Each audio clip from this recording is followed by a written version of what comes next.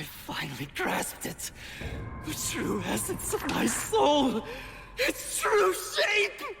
Idle transfiguration.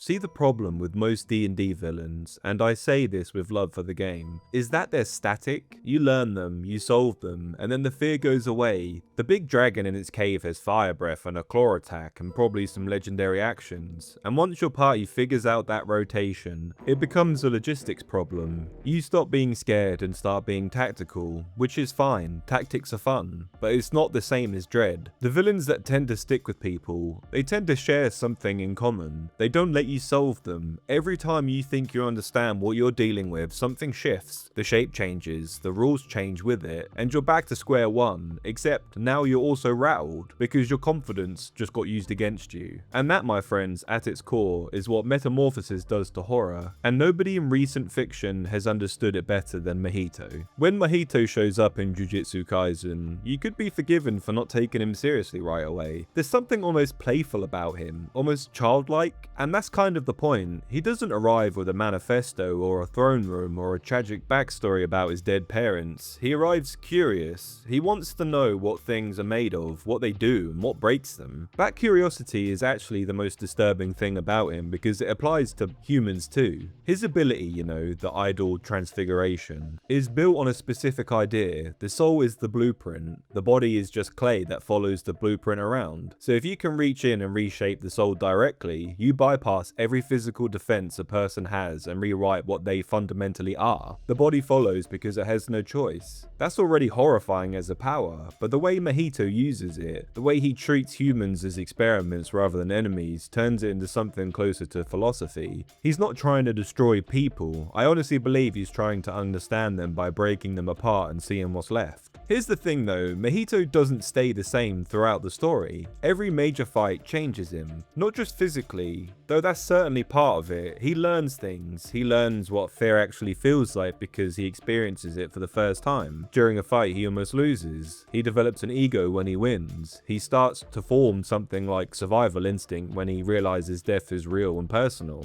Over the course of the series, he goes from a creature that was curious about humanity to a creature that has genuinely begun to develop it, growing more dangerous and more complete with every confrontation. And that's the insight that makes him worth 3 sections in a video about D&D. The best villains in a campaign shouldn't be waiting in a dungeon, frozen in the exact same configuration they were when the DM first designed them. They should be evolving alongside the story, learning what the players do, changing in response to it. Mahito never lets Yuji solve him twice in the same way. That's the guiding principle, and it's one we're going to come back to. Alright, so let's zoom out for a second and talk about why Metamorphosis is specifically scary. Because it's not just a visual thing, it goes deeper than that. And understanding it is what lets you build this into your game with intention. Human beings have a deeply embedded, very understandable fear of things that change. Not just in the monster in the closet sense. Existentially, when something familiar becomes something wrong, it activates a particular kind of dread that regular threat doesn't. It's not, I might get hurt.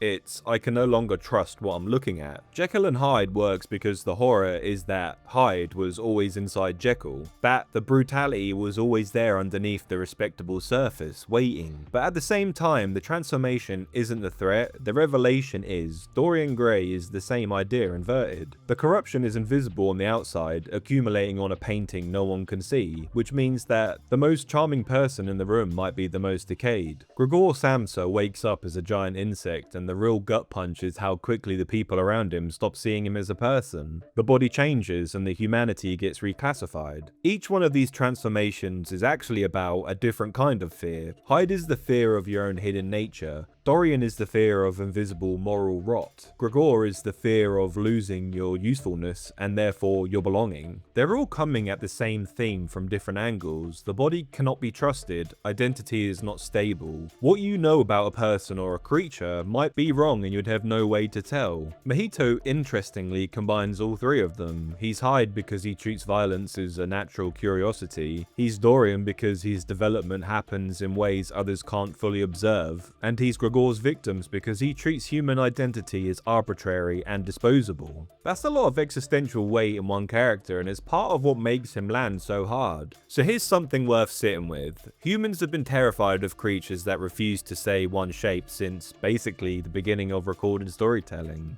Proteus, for example, was a sea god in Greek mythology who could become anything: water, fire, animals, storms, anything. And the only way to get the truth out of him was to grab hold and not let go no matter what form he took. The transformation was, explicitly, evasion. He changed to escape accountability. That's a villain mechanic. By the way, a villain who transforms to avoid being pinned down and held responsible for anything sound familiar? Another example is Rakshasas in Hindu mythology. These were shapeshifters who specialized in impersonation. They could become trusted figures like family members, priests, advisors, etc. And then when they weaponized that, the horror was that you couldn't be sure who was actually there with you, and that, of course, they were dangerous. But the familiar face might not be who it claims to be, and that's scary as hell. Or take Tomama no Mai, the nine-tailed fox spirit of Japanese folklore, who survived for centuries by wearing human faces, a scholar, a concubine, an advisor to emperors. Transformation there was reinvention. Every time one identity became too dangerous to keep, she became someone else. The predator beneath the surface stayed consistent, even as the surface kept changing. Oh, and skinwalkers. Well, those are interesting because the transformation is voluntary and total. You don't become something, you abandon being yourself to become it. The willingness to give up on your own identity for the sake of predation is what made them frightening to the cultures that believed in them. All of these things, deception, adaptation, identity, instability, predation through reinvention, they come back to the same core fear. You can't fight what you can't identify.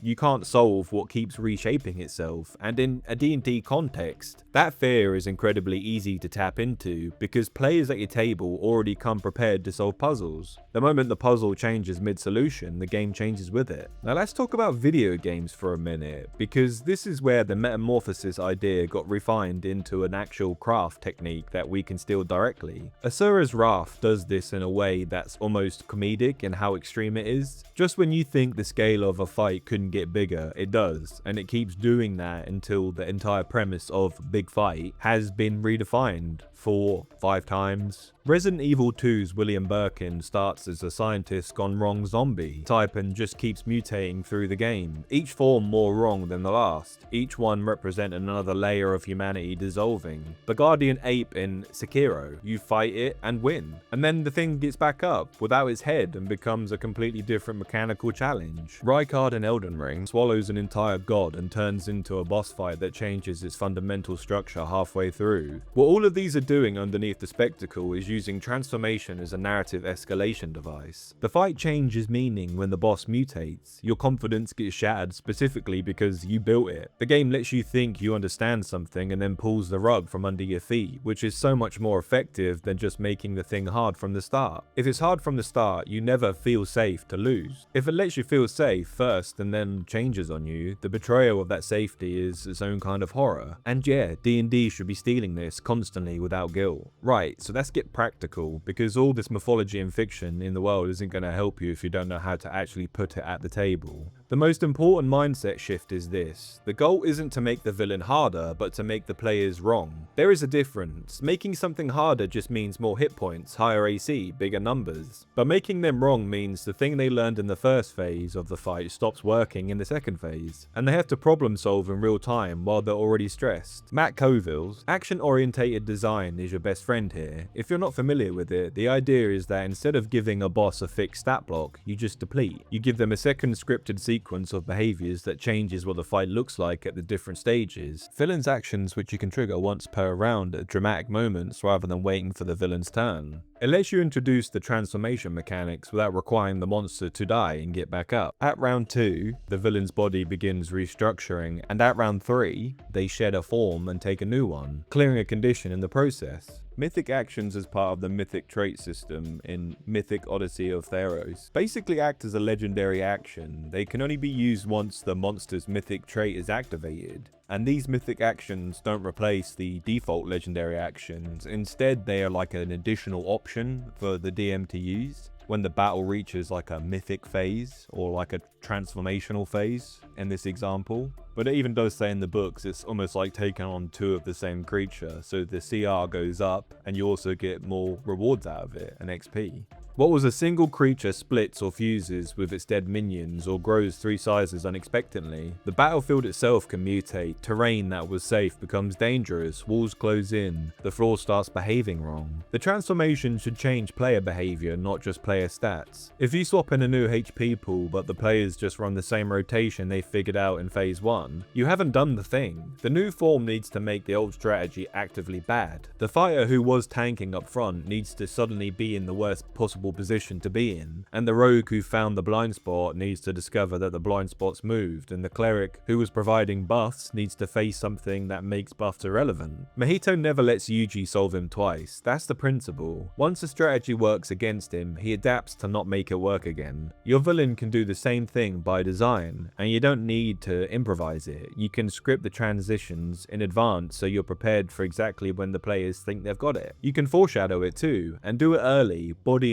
instability in the NPCs around the villain, environmental mutation that creeps in over multiple sessions, or minions that behave slightly wrong, like they're being piloted by something that doesn't fully understand bodies. The best Metamorphosis villains infect the campaign long before anyone rolls initiative. By the time the players finally confront them, there should already be a paranoid feeling in the room, a sense that the thing they're about to fight has never been fully known, has always been slightly wrong at the edges, and has always been changing since before they even started looking. And if you're wondering if this will work, Auril the Frost Maiden from Icewind Dale actually does a version of this in the official material. She fights in multiple forms, each one a different expression of the same cold divinity. But what makes it work is where it ends up. By the final form, she shed everything recognizable, no body, no face, just a gemstone containing her divine spark. She hasn't gotten weaker, she's gotten more fundamental. You're not fighting a goddess anymore, you're fighting the idea of winter itself. That preserves the horror you're going for, the wrongness of the final form, the sense that something has been stripped away, without getting the mechanics backwards. The terror comes from her becoming more essential, not less present, you know? And Ravenloft, as a system and a setting, uses transformation as punishment rather than power. The idea that a Dark Lord's form is a reflection of what they've become. That metamorphosis is the consequence of their choices rather than an advantage they chose. That emotional flavoring adds a layer of tragedy to the horror, which is worth considering if your villain is someone the players once respected or cared about. And when you're building a villain that can change and adapt, you need to adapt as well. Describe has over 15,000 scenes in their collections, interactive maps with descriptions, unique monsters, items, places and characters and spells. And you can build all this together with their new tool called Opus, which has over 7,000 different ambiences and musics and sound effects. The tool itself is free to try, but if you want to support the channel and get an extended 30-day trial, then you can use my code FLAMY. And thank you Describe for sponsoring the video. And before I close this video, I want to bring it back to Mahito. Not because he's the strongest villain in his story, because he's not, but he's the purest embodiment of the idea we're talking about this whole time. What makes Mahito terrifying is that he's constantly in the process of becoming something. Every encounter advances him towards a more complete version of himself, and the completion he's moving towards is something nobody fully understands, including himself. And that uncertainty is the horror. You can't prepare for something that's still figuring out what it wants to be, you know? And good villains in D&D do the same thing. They're not sitting in a dungeon waiting politely for the players to arrive. They're evolving somewhere, learning something, becoming more dangerous in response to every move the party makes. And when your players finally find them and they've got a read on what they're dealing with, the thing changes shape and they're back to zero. That's the whole point of this, to build a villain who refuses to stay what it is. Make the players feel the specific terror of solving something and then having the solution taken away. Because a static villain is a puzzle, and you know how puzzles feel once you've solved them. An evolving villain is pressure, and pressure doesn't go away just because you understand where it's coming from. And I wholeheartedly believe the most dangerous foe is the one that refuses to remain what it was. So tell me, have you come across this in your campaigns? If you're a DM, how do you deal with villains that evolve? If you're a player, what was your favorite villain that your DM ran for you? And how did you solve the puzzles of its being? Let me know in the comments and let's get debating. Thank you for watching, and as always, stay spicy, adventurers.